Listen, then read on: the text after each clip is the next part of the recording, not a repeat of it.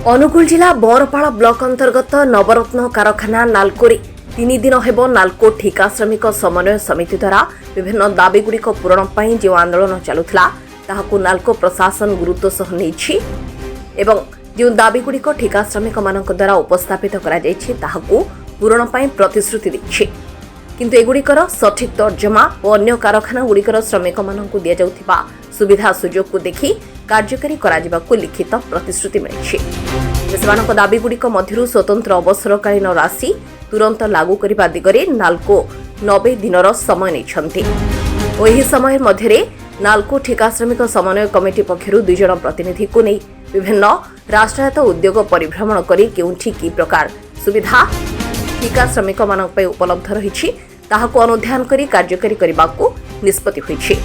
मु नालको ठिका श्रमिक समन्वय समितिर साधारण संपादक अनिल कुमार बराग आपण मानक धन्यवाद जनाऊँ।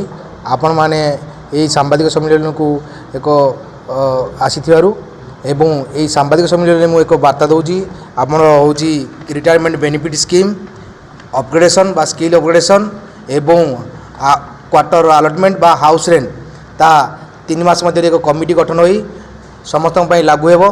मोर शशांक शेखर सामल नालको समन्वय समिति टीका श्रमिक समन्वय समितिर संपादक अटे।